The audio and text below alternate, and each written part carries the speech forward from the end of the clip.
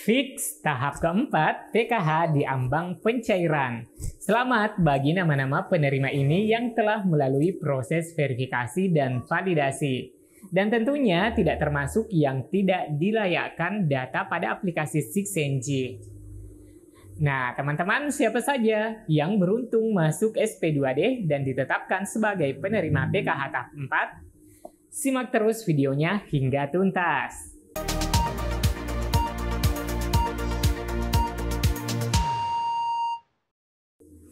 Assalamualaikum warahmatullahi wabarakatuh. Nampaknya teman-teman saat ini harap-harap cemas menantikan pencairan. Harap bersabar ya teman-teman, karena tinggal beberapa hari lagi ke depan, nama-nama teman-teman yang lolos verifikasi sudah masuk pada SP2D. Nah teman-teman semua, perlu diketahui ya bahwa bulan November ini sudah dicanangkan pencairan PKH dan BPNT. Begitupun dengan BLT BBM tahap kedua. Meskipun bulan Oktober telah lewat dan merupakan bulan untuk periode triwulan keempat untuk penerima PKH dan BPNT, namun karena masih ada sisa kuota yang harus disalurkan pada bulan Oktober, yaitu penerima PKH baru dan BPNT untuk alokasi Agustus yang masuk KKS dan pencairannya pada bulan Oktober lalu. Sehingga pencairan tahap keempat menunggu rampung pencairan di tahap sebelumnya ya teman-teman. Nah, bagi teman-teman yang beruntung dilanjutkan kepesertaannya pada tahap keempat ini sudah di-SK-kan sebagai calon penerima bansos.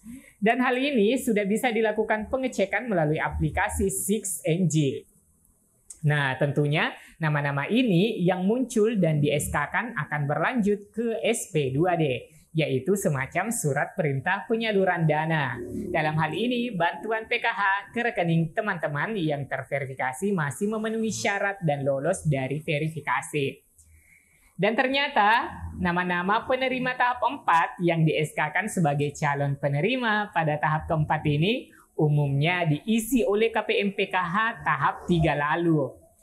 Jadi bagi teman-teman pada saat pencairan lalu, maka peluang mendapatkan kembali bantuan PKH-nya berlanjut pada tahap keempat dengan syarat. Pertama, nama-nama yang terdaftar pada New DTKS yang memenuhi syarat kepesertaan dan sudah valid atau terverifikasi dan tervalidasi merupakan warga miskin ataupun rentan yang telah ditetapkan sebagai penerima bantuan sosial PKH melalui SK Penetapan Direktorat Jaminan Sosial Keluarga tentang penetapan nama-nama keluarga penerima manfaat PKH pada tahap keempat tahun 2022. 2. Nama-nama yang muncul pada SP2D adalah merupakan data yang telah dimutakhirkan pada bulan Juli, Agustus, dan September tahun 2022. 3. Penetapan data bayar yang disesuaikan dengan jumlah komponen dan kategori sebagai syarat kepesertaan PKH, yakni memiliki komponen kesehatan, komponen pendidikan, dan kesejahteraan sosial. Dan kategori keluarga minimal memiliki sedikitnya satu anggota keluarga dengan kondisi sebagai berikut.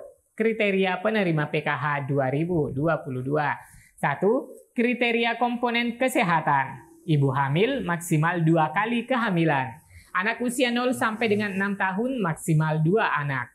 2. Kriteria komponen pendidikan. Anak sekolah dasar SD, madrasah ibtidaiyah, MI atau sederajat. Anak sekolah menengah pertama SMP, madrasah sanawiyah atau sederajat. Anak sekolah menengah atas SMA, madrasah aliyah atau sederajat. Anak usia 6 sampai dengan 21 tahun yang belum menyelesaikan wajib belajar 12 tahun. Yang ketiga, kriteria komponen kesejahteraan sosial. Lanjut usia mulai dari 60 tahun ke atas maksimal 1 orang dan berada dalam keluarga. Penyandang disabilitas diutamakan penyandang disabilitas berat maksimal 1 orang dan berada dalam keluarga. Keempat, nama-nama penerima PKH tahap 4 2022 adalah nama-nama yang telah menerima bantuan sosial PKH pada tahap 3 2022 dan telah melalui proses verifikasi kelayakan pada 6NG. Peserta PKH yang dianggap layak jika kondisinya sebagai berikut. bukan sebagai PNS atau memiliki anggota keluarga PNS dalam kartu keluarga. Selanjutnya, bukan sebagai TNI atau Polri atau memiliki anggota keluarga TNI Polri dalam kartu keluarga. Selanjutnya, bukan pensiunan PNS TNI Polri. Tidak berstatus sebagai guru dan dosen. Belum sejahtera atau masih tergolong masyarakat yang kurang mampu. Selanjutnya, tidak keluar wilayah. Dan masih memiliki komponen kesehatan, pendidikan maupun kesejahteraan sosial. Nah, komponen kesehatan bagi balita adalah yang terdaftar pada DTKS dan komponen ibu hamil adalah yang sudah terupdate pada aplikasi 6NG. Selanjutnya, komponen pendidikan adalah anak sekolah baik itu SD sederajat, SMP sederajat, SMA sederajat, dan datanya padan antara Disduk Capil, DTKS maupun pada Dapodik EMIS. Selanjutnya, untuk komponen lansia teman-teman adalah yang berusia 60 tahun terdaftar pada DTKS. Begitupun disabilitas adalah anggota rumah tangga penyandang disabilitas berat yang sudah diupdate datanya pada operator 6NG. Selanjutnya, untuk komponen ibu hamil dan disabilitas berat agar berkoordinasi dengan operator 6NG desa ataupun kelurahan maupun pendamping sosial PKH untuk dilakukan update data. Karena saat ini untuk ibu hamil sudah bisa dilakukan pemutakhiran data jumlah bulan kehamilan pada aplikasi 6NG.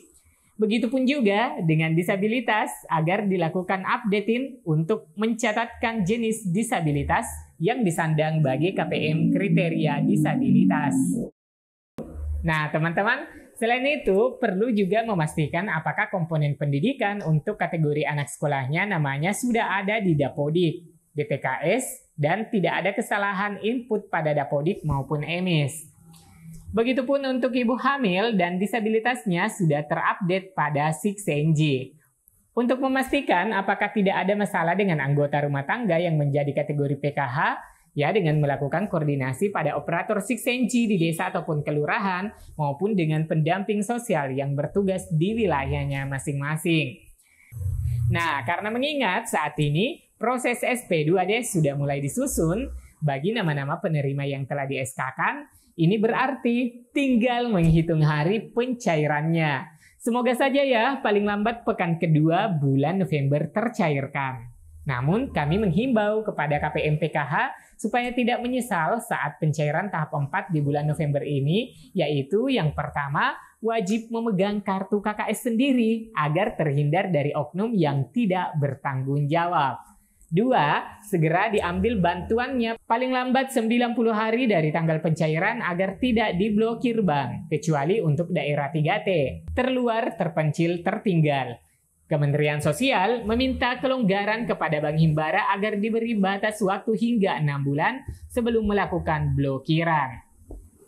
Yang ketiga, bantuan bisa diambil di mana saja tetapi ada kelebihan dan kekurangannya.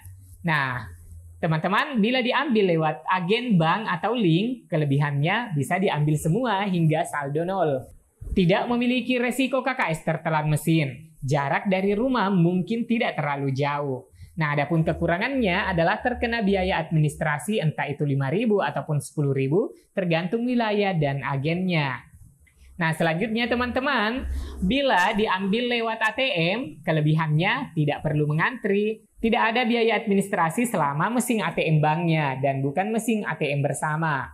Adapun kekurangannya teman-teman, ya tidak bisa diambil hingga saldo nol sebab ATM ada pecahan 50.000 dan 10.000.